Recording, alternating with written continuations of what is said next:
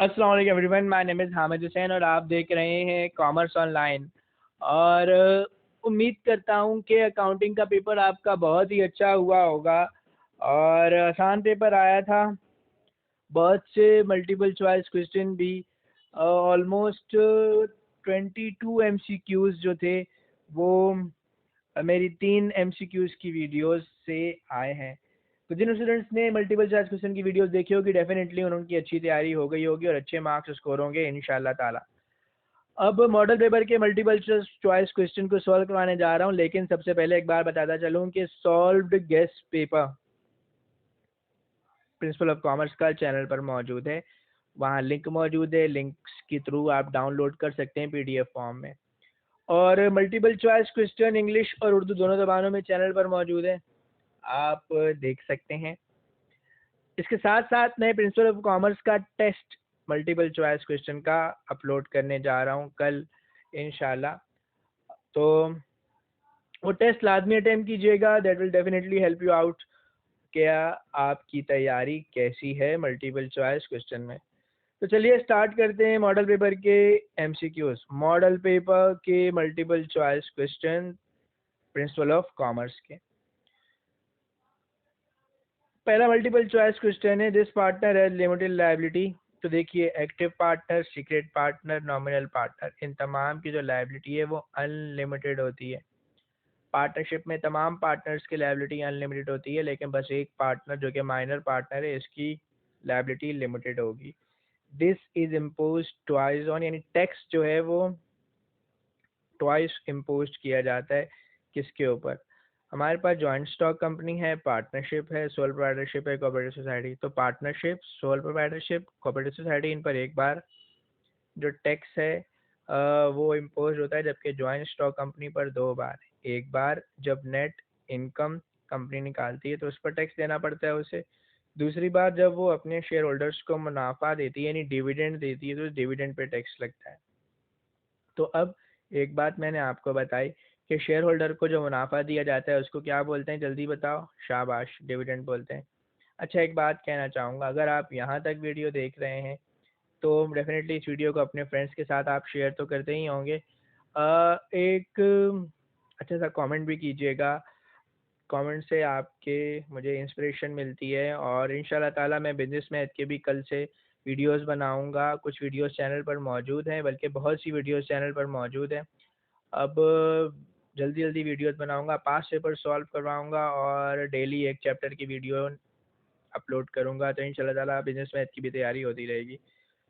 अब नेक्स्ट है, raw material is produce for, raw material manufacturers के लिए प्रोड्यूस होता है ताकि वो क्या कर सकें, वो गुड्स को मैन्युफैक्चर कर सकें। पार्टनरशिप डिसॉल्व बाय, पार्टनरशिप ख़त्म हो जाती है जब कोई नया पार्टनर कारोबार में आता है, यानी एडमिशन ऑफ पार्टनर, जब कोई पार्टनर कारोबार से चला जाता है, retirement of partner, death of partner. इन तीनों काम जब होंगे तो पार्टनरशिप क्या हो जाएगी, डिसॉल्व हो जाएगी। तो सही आंसर है ऑल ऑफ दिस। नेक्स्ट है, cutting, weaving and dyeing process take place in the industry. तो इसका आंसर है फैब्रिकेटिंग इंडस्ट्री। फैब्रिकेटिंग इंडस्ट्री वो इंडस्ट्री है जिसमें चीज़ें बनाई जाती हैं। एनालिटिकल इंडस्ट्री क्या होता है, एनालिटिकल इंडस्ट्री में एक चीज़ से दो चीज़ें बनती हैं। जैसे पेट्रोल है, पेट्रोल में प्रोसेस करके उसको दो तीन चीज़ें बनाई जाती है। तीन चीज़ें किस तरह, जब ज़मीन से पेट्रोल निकलता है तो वो ब्लैक कलर का होता है, तो उससे फिर डीजल, मिट्टी का तेल और ये जो हम प्रीमियम ऑयल है ये निकाला जाता है, ये प्रोसेस करके बनाया जाता है। तो ये एनालिटिकल इंडस्ट्री में होता है। एक्सट्रैक्टिंग इंडस्ट्री, ज़मीन से जो आप चीज़ें डायरेक्ट निकाल रहे हैं, ज़ेरे ज़मीन जो भी मादनियात हैं, जो भी मिनरल्स हैं, वो एक्सट्रैक्टिंग इंडस्ट्रीज़ में आएंगे। अच्छा, नेक्स्ट आपके पास है, a request by the bank to the exporter is known as a letter of credit है, जिसमें एक इम्पोर्टर अपने बैंक को रिक्वेस्ट करता है और उसका बैंक फिर एक्सपोर्टर को रिक्वेस्ट करता है कि भाई आप सामान भेज दें, मेहरबानी करें इम्पोर्टर को। मिनिमम लीगल कंस्ट्रेंट्स का मतलब है कम से कम कारोबार शुरू करने के लिए कम से कम दुश्वारियाँ। तो ये पार्टनरशिप नहीं बल्कि सोल प्रोप्राइटरशिप राइट आंसर है। आप जब भी कारोबार शुरू करना चाहें कारोबार शुरू कर लें, बंद कर दें, बंद करना चाहें बंद कर दें। आपको किसी भी कानूनी डॉक्यूमेंटेशन की ज़रूरत नहीं है। नेक्स्ट है, systematic economic activities refers to industry. इसके बाद आपके पास है good employees can be admitted to the, तो याद रखिएगा पार्टनरशिप में आप अपने अच्छे एम्प्लॉयज़ को अपने बिजनेस में शामिल कर सकते हैं, उनको ऑनर बनाकर। नेक्स्ट आपके पास है the memorandum of association consist of, हमारे पास 5 क्लॉज होते हैं, name clause, objective clause, domicile clause, इसके बाद लायबिलिटी क्लॉज, और और एक कौन सा है ये आप बताइएगा, लाजमी लिखिएगा कमेंट सेक्शन में, मैं बताऊंगा वो आपने सही लिखा है या नहीं। नेक्स्ट आपके पास है certificate of origin is issued by, certificate of origin ये चैम्बर ऑफ कॉमर्स इशू करता है। अच्छा, सर्टिफिकेट ऑफ ओरिजिन तो चैम्बर ऑफ कॉमर्स इशू कर रहा है। मुझे ये बताओ ज़रा कि काउंसलर इनवाइस कौन इशू करता है? पता है काउंसलर इनवाइस क्या होती है? काउंसलर इनवाइस इम्पोर्टिंग कंट्री की, यानी आप जहाँ सामान भेज रहे हैं एक्सपोर्टिंग कंट्री, उसकी एम्बेसी जो है, दैट मीन्स आप मिसाल के तौर पे यूँ समझ लो मैं पाकिस्तान में हूँ और मैं सामान भेज रहा हूँ चाइना, तो मैं चाइना की एम्बेसी से काउंसलर इनवाइस लूँगा, याद रखना। नेक्स्ट आपके पास है wholesaler keeps goods in warehouse, ये तो सबको पता होगा। नेक्स्ट आपके पास है the goods produce and a country are made available to other country, अभी मेरे मुल्क में पाकिस्तान में चीज़ बन रही है तो मैं चाइना कैसे भेजूंगा? ट्रांसपोर्टेशन के ज़रिए, very good. The business organisation is listed in stock exchange, तो ये पब्लिक लिमिटेड कंपनी है जो कि स्टॉक एक्सचेंज में रजिस्टर होती है, ये अपने शेयर इशू करती है। एक बार बताता चलूँ, पब्लिक लिमिटेड कंपनी के जो फाउंडर मेंबर्स होते हैं, बानियान होते हैं जो कि कंपनी बनाते हैं, इनको बोलते हैं प्रमोटर्स। पब्लिक लिमिटेड कंपनी के जो मालिक होते हैं इनको बोलते हैं share holders. Public limited company के लोग जो निज़ाम चलाते हैं, दैट मीन्स कंपनी की एक्टिविटीज़ को परफॉर्म कर रहे होते हैं, इनको हम लोग कहते हैं बोर्ड ऑफ डायरेक्टर्स। नेक्स्ट है utility created by warehousing, तो वेयर हाउसिंग के ज़रिए हम टाइम यूटिलिटी क्रिएट करते हैं। मिसाल के तौर पर आपने सामान वेयर हाउसेस में रख लिया, यूँ समझ लो अगर मैं अभी पाकिस्तान में कराची में हूँ, मैं हुई कराची में, ठीक है, और मैंने अभी क्या किया, मैंने अभी बाहर से ना गर्म कपड़े जैकेट्स वगैरह मंगवा लिए, तो क्या अभी बेचूंगा तो कोई लेगा? कोई भी नहीं लेगा। मैं इसे अपने पास अभी रख लेता हूँ वेयर हाउस में, और दिसंबर जनवरी फरवरी जब कराची में सर्दी आएगी तब सेल करूँगा, तो उसकी प्राइस भी हाई होगी। तो इस तरह वेयर हाउस के ज़रिए हम चीज़ों में टाइम यूटिलिटी क्या कर रहे हैं, क्रिएट कर रहे हैं। अच्छा, प्लेस यूटिलिटी किस तरह क्रिएट करते हैं? मेरे पास वही जैकेट्स हैं और मैं अभी ऐसा करता हूँ, अभी कहाँ ठंड होगी, मरी, चलो मरी में ठंड होगी, और कहाँ ठंड होगी, नॉर्दर्न एरियाज में, तो मैं वहाँ ट्रांसपोर्टेशन के ज़रिए भेजता हूँ, तो ट्रांसपोर्टेशन क्रिएट करता है प्लेस यूटिलिटी, ठीक है, याद रखिएगा। नेक्स्ट आपके पास है फंक्शन ऑफ मार्केटिंग इंक्लूड, तो मार्केटिंग के फंक्शन में तीनों ही आते हैं, ये याद रखिएगा, ठीक है, तीनों फंक्शंस आते हैं, all of this the right answer.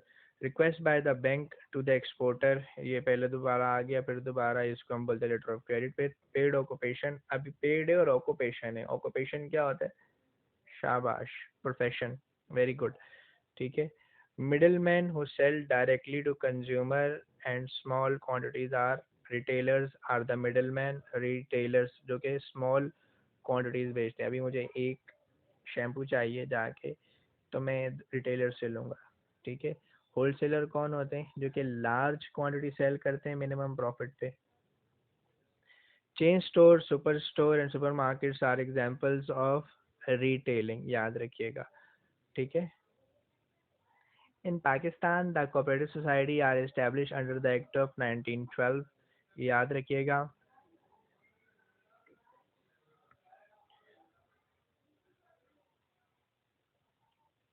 Joint stock company कब कायम होती है? 1984 एक्ट के तहत। होलसेलिंग कॉन्सेंट्रेट्स ऑन, होलसेलिंग की जो कॉन्सेंट्रेट होता है किस चीज़ पर होता है? वो क्वांटिटी पर होता है। वो चाहते हैं कि ज़्यादा से ज़्यादा क्वांटिटी सेल करें कम से कम प्राइस में। The essential part of direct channel, अच्छा ये एमसीक्यूज मुझे समझ में नहीं आया। ऐसा है कि जो डायरेक्ट चैनल होता है ना, उसमें कंज्यूमर इन्वॉल्व होता है और कंपनी, यानी अगर कंज्यूमर डायरेक्टली कंपनी से ले रहा है तो ये डायरेक्ट चैनल है। मेरा ख्याल था यहाँ ऑल ऑफ दीज की जगह नन ऑफ दीज का ऑप्शन आना था, क्योंकि इनडायरेक्ट चैनल में ये मिडल मैन भी होता है, ब्रोकर भी होता है, एजेंट होते हैं। तो अगर एमसीक्यू इस तरह होता है ना, the essential part of indirect channel, तो ऑल ऑफ दिस आंसर सही था। लेकिन अभी the essential part of direct channel, तो डायरेक्ट चैनल में दो ही लोग होते हैं, एक मैन्युफैक्चरर और दूसरा कंज्यूमर। तो यहाँ इस मल्टीपल चॉइस क्वेश्चन का आंसर मेरे ख्याल से नन ऑफ दीज है। जबकि अगर ये मल्टीपल चॉइस क्वेश्चन इस तरह होता, the essential part of direct indirect channel, तो all of these is the right answer. Transportation creates, ये मैं पहले बता चुका हूँ, place utility. Accounts are published और प्रिंटेड बाय, तो पब्लिक लिमिटेड कंपनी एक ऐसी कंपनी होती है जिसपे ये लाजिम है कि वो अपनी बैलेंस शीट और इनकम स्टेटमेंट को एनुअली तौर पर पब्लिश करे, लोगों को बताए कि मेरा इतना प्रॉफिट हुआ है। नेक्स्ट है public subscription is required by public limited company, ठीक है, पब्लिक कंपनी। और नेक्स्ट है ownership is transferable in company, ownership जो है वो ट्रांसफ़र हो सकती है बआसानी कंपनी में, यानी मैंने शेयर्स खरीदे, मैं शेयर्स आपको सेल कर दूँ, ऑनरशिप ट्रांसफ़र हो गई, शेयर होल्डर्स ऑनर्स होते हैं, इनको मुनाफा जो मिलता है उसे क्या बोलते हैं बताएं? अभी मैंने बताया था, शाबाश, शेयर होल्डर को जो मुनाफा मिलता है उसको डिविडेंड बोलते हैं। नेक्स्ट है the limited liability is one of the qualities of शाबाश, जॉइंट स्टॉक कंपनी की खासियत है limited liability. A company management is run by board of directors, याद रखिए, कंपनी के मालिक कौन होते हैं? Share holders. कंपनी चलाता कौन है? मैनेजमेंट कौन रन करता है? Board of directors. नेक्स्ट है registration with registrar of companies is compulsory for public limited company, ठीक है, is the right answer. Next है partnership contract should be written, हमेशा याद रखें पार्टनरशिप कॉन्ट्रैक्ट जो है वो रिटेन में होना चाहिए। The life of partnership is not adverse effect bye retirement of a partner, admission of a partner, death of a partner, change in partnership agreement is the right answer, कि अगर आप agreement change करें तो partnership की life पर इससे कोई impact नहीं पड़ता। नेक्स्ट है आपके पास business survive on the basis of all of this, सही इन्फॉर्मेशन भी हो, लेटेस्ट भी हो, रेलिवेंट भी हो, और सेकेंडरी इन्फॉर्मेशन। सेकेंडरी इन्फॉर्मेशन का मतलब है यानी वो डाटा जो कि आपने खुद कलेक्ट ना किया हो बल्कि आपके अलावा किसी और ने कलेक्ट किया और अब आप उस इन्फॉर्मेशन को यूज़ कर रहे हैं। मिसाल के तौर पर गवर्नमेंट ने कहा कि भाई मेरी प्रिडिक्शन है कि ऑयल प्राइसेस बढ़ेंगी, तो ये prediction based on the data government ने की, अब मैं उस डाटा को यूज़ करता हूँ, मैं ऑयल के रिजर्व अपने पास रख लेता हूँ, तो ये इन्फॉर्मेशन कहलाएगी सेकेंडरी इन्फॉर्मेशन। अच्छा, लॉन्ग टर्म इन्वेस्टमेंट जो है वो किस लिए यूज़ होगी? मशीन्स को बाय करने के लिए, बिल्डिंग्स को बाय करने के लिए। लॉन्ग टर्म इन्वेस्टमेंट को आप लॉन्ग टर्म इन्वेस्टमेंट को आप लॉन्ग टर्म यानी फिक्स एसेट खरीदने में कंज्यूम करते हैं। Then capital is brought in by share holders, capital share holders लेकर आते हैं, जबकि हम बैंक्स और बॉन्ड होल्डर से क्रेडिट लेते हैं, उधार लेते हैं। Risk is the problem faced by all of the business, तमाम बिजनेस को रिस्क होता है। और organisation problem is solve by forming company, company जब हम बनाते हैं, सोल प्रोप्राइटरशिप जब बनाते हैं, पार्टनरशिप जब बनाते हैं, तो इन तीनों से हमारी ऑर्गेनाइजेशनल प्रॉब्लम क्या हो जाती है? सॉल्व हो जाती है। तो आंसर है एनी ऑफ द अबव। अच्छा, मॉडल पेपर के क्वेश्चन आंसर भी मैंने सॉल्व करके चैनल पर अपलोड कर दिए हैं, चैनल को सब्सक्राइब कीजिएगा। और हाँ, इंशाल्लाह ताला नेक्स्ट वीडियो बिजनेस मैथमेटिक्स के क्वेश्चंस की होगी, तो बिजनेस मैथमेटिक्स के चैप्टर्स में सॉल्व करवाऊंगा। चैनल पर ऑलरेडी चैप्टर 2 मौजूद है जिसमें मैंने क्वाड्रेटिक इक्वेशन, स्लोप, डिस्टेंस और वर्टेक्स ये बताया है, तो उनको देखिएगा। और एक और बार बताता चलूँ, चैनल को सब्सक्राइब करना ना भूलिएगा, अपने फ्रेंड्स के साथ शेयर कीजिएगा और अपना बहुत ख्याल रखिएगा। गुड लक, अल्लाह हाफिज़।